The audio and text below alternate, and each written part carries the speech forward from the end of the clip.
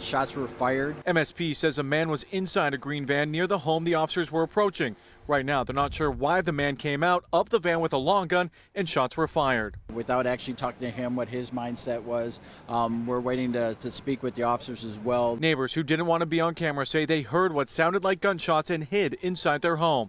Folks who live in the neighborhood say this area is usually quiet and this kind of stuff doesn't normally happen here. Palmerston is a well-kept neighborhood.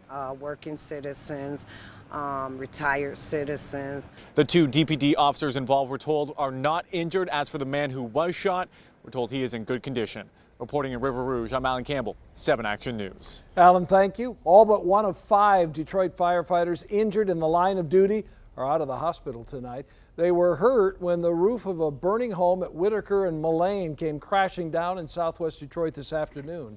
The firefighter still in the hospital is being treated for burns. Another suffered a fractured leg.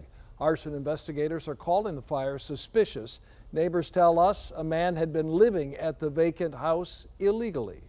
A Detroit chef is also dealing with some serious burns tonight after an explosion on his food truck. Fire erupted after something went terribly wrong at a weekend festival. 7 Action News reporter Rudy Harper talked to him and joins us live now from the riverfront with his long road to recovery. But I know a lot of people are helping him. Rudy? Oh, a lot of people backing him tonight, Carolyn. This was a freak accident that landed him in the hospital for several days. He's a fixture and foodie around town, and that fire engulfed his food truck and took away his livelihood for the time being. He's a father of 6, and we want to warn you, some of his injuries may be hard to look at.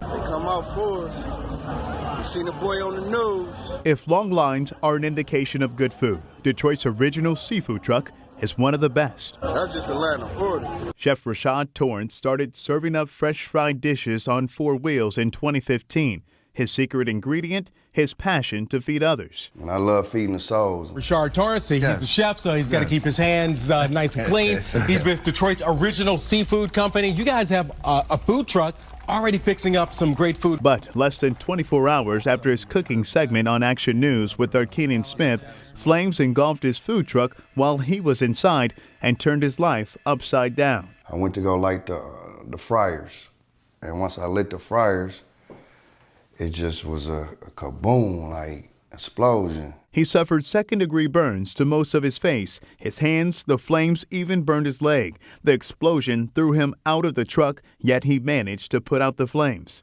Torrance's mother-in-law nursing and encouraging him back to health. He got a good spirit, and he got a passion for cooking, and that's the key. As his wounds heal, he says he's overwhelmed with the outpouring of support from the community. I always told myself, you're on a mission from God, and no one can really stop you from doing that but the man upstairs. Relying on his faith now, he says that explosion was caused by a gas leak. The small business owner's son has set up a GoFundMe site. You can find that on our website, WXYZ. That's for medical expenses and repairs for his food truck. Meantime, he's hoping to get back out here in a couple weeks. Live in downtown Detroit, I'm Rudy Harper, 7 Action News.